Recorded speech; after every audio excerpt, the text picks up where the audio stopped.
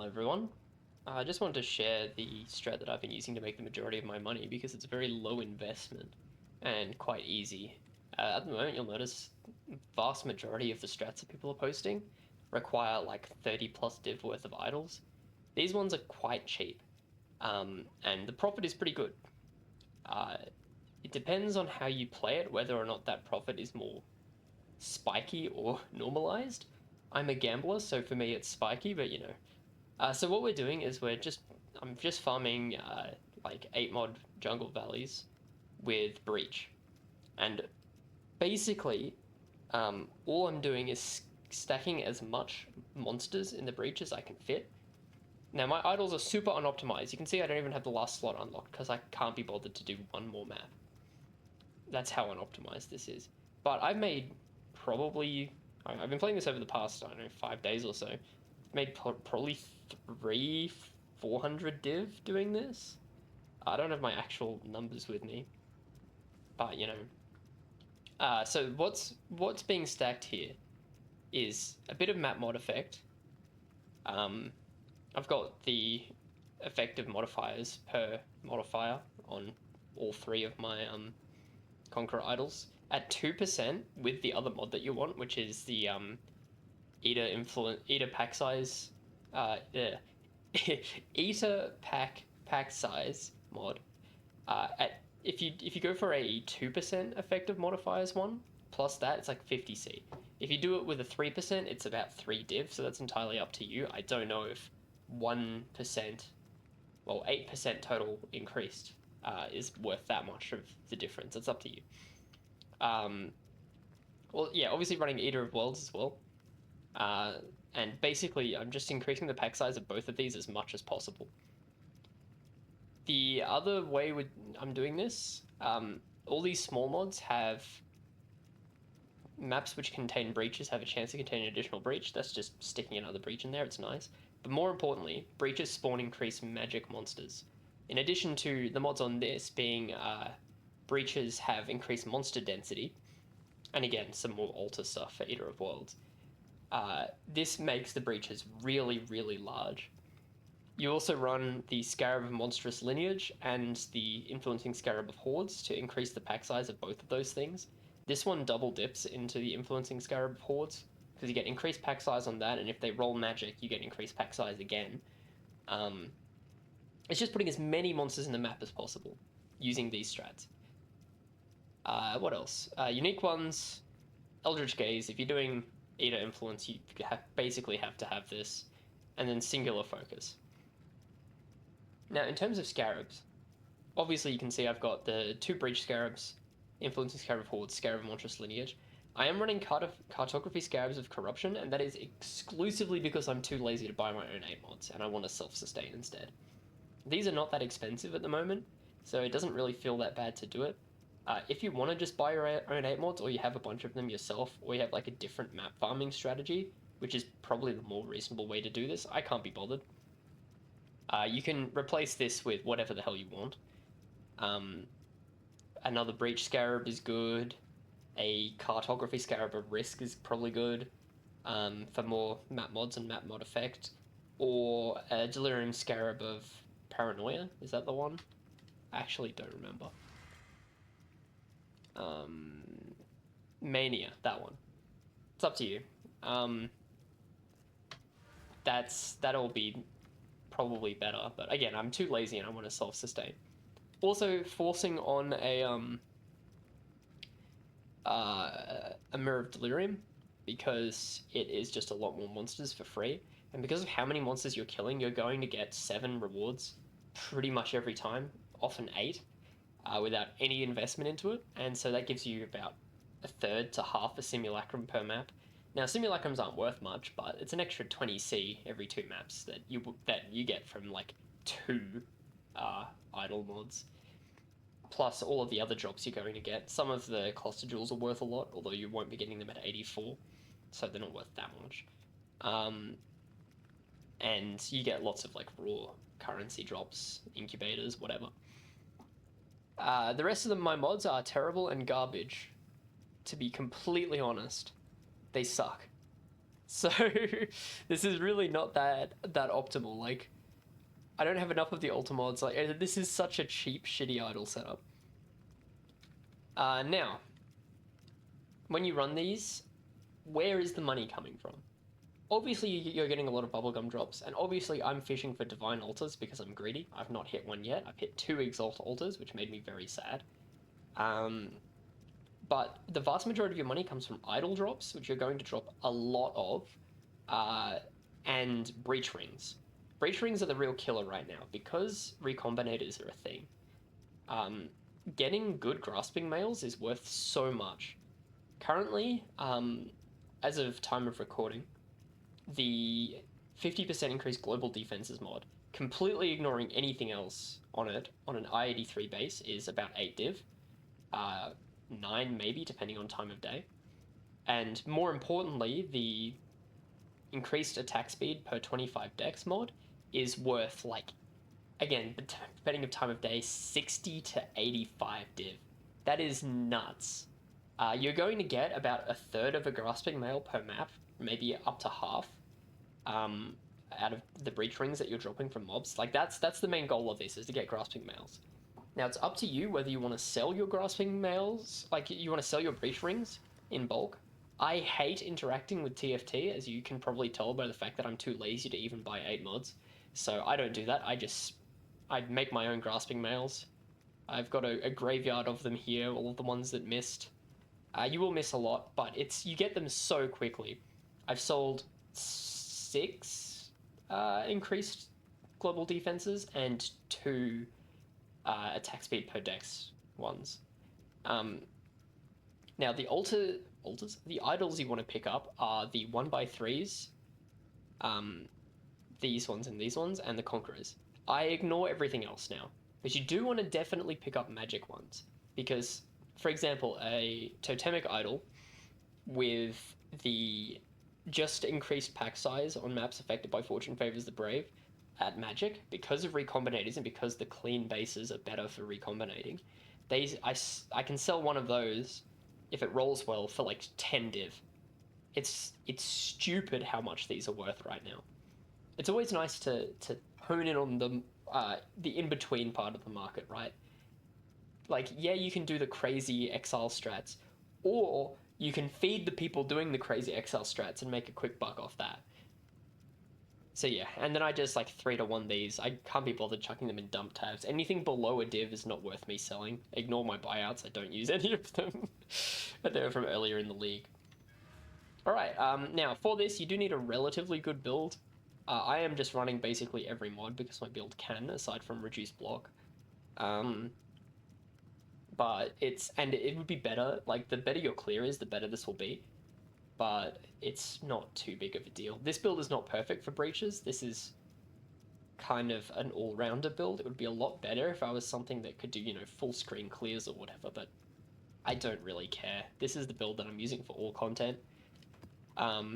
I did this when the build was a hell of a lot weaker, so I did not have... you don't need a fucking Nimbus. I was using Death Rush. Death Rush is nice for this. And yeah, you don't need particularly good gear. This is like a medium difficulty strat. It's only as hard as 8 mods are, basically. You get some extra modifier effect, but whatever. So here's how you're going to run it. You head into your maps, and typically I leave the looting until the end, so I get the most value out of your deliriums, because you don't want to lose out on value. And I typically leave altars if they're not very good. Okay, I just clear until the eater packs spawn. Oh, also I have scryed. Man, I can't multitask. I have scryed Defiled Cathedral into this because, again, I'm a gambler.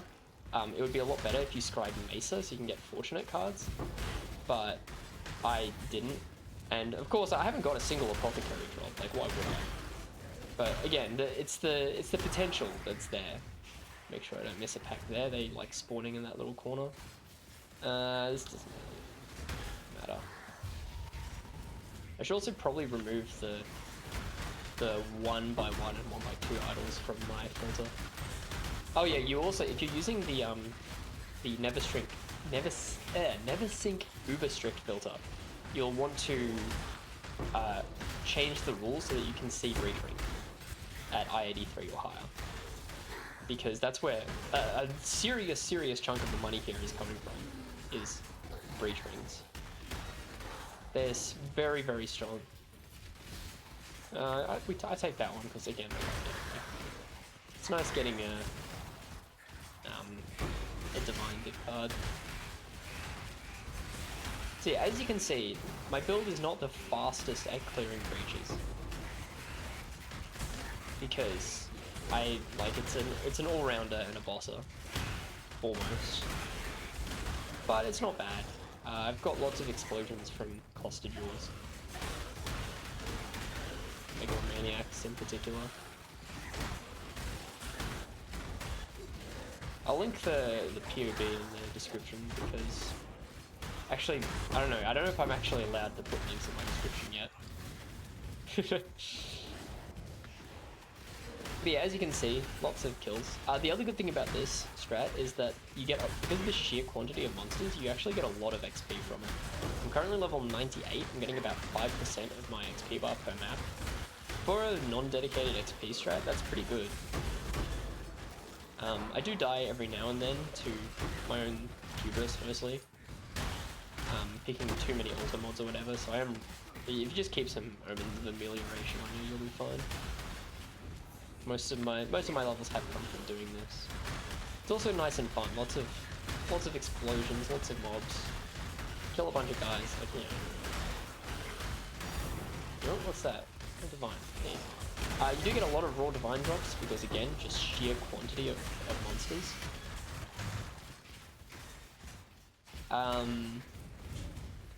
I am also running a gold flask on my oh, I missed that. On my non-magic find build, just for the... it was originally for the higher chance of rare idols, but I'm actually thinking now that it isn't that big of a deal. Getting magic idols is still good because of recombinating, some of them are worth so much money. If you can just get the good mods isolated, people will pay an extra premium for that. You do need to kind of manually search for them because Awakened PoE Trade doesn't show you the like, you know, magic and having an open affix as an option, unfortunately.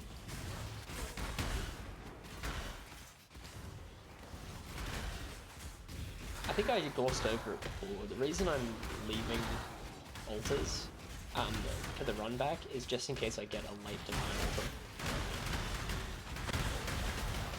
It's wishful thinking. I've not got a divine altar for 3 league. But you know, it'll happen one day. It'll happen one day. And it will be really cool and fun when it does happen.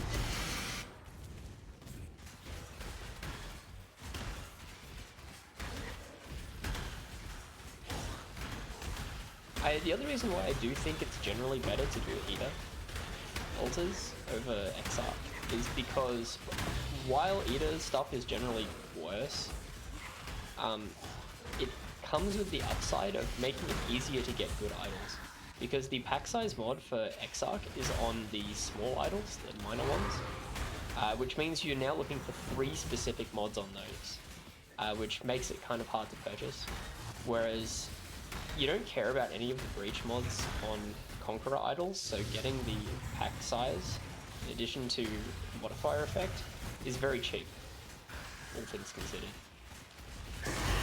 So, I have obviously got Toxic Sewer also favorited, along with my Jungle Valley. I don't know why I've done that. I'm not, like, it feels bad not to, but I'm not going to be selling any of my maps in bulk because I hate bulk sales. I'm so lazy, it's just ridiculous.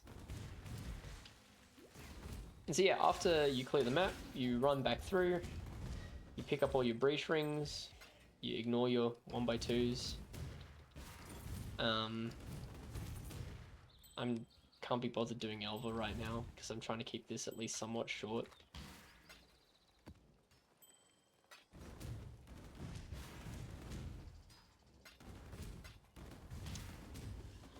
Oops, I did not mean to pick that shit up in my inventory.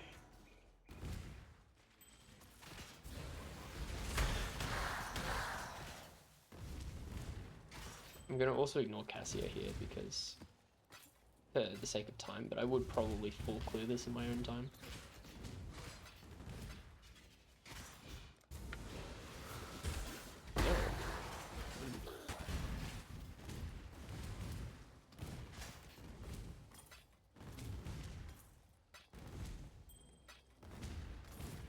You also get a decent chunk of gold from this. Like, it's not a dedicated gold farming strat, but again, large amounts of rarity from the modifier effect and also just massive quantities of monsters does help with getting gold.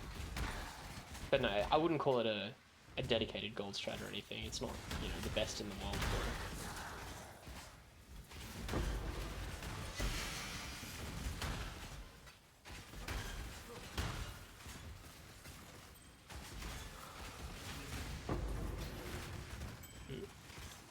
I do typically have to do 2 runs to pick stuff up because my inventory gets full. It's a little bit annoying, but whatever. It's like just too much as well, which is the particularly irritating part. None of those are particularly good. Wow, that is really, really poor design here. So once these tabs get full, I then typically 3-to-1 them to try and get better mods.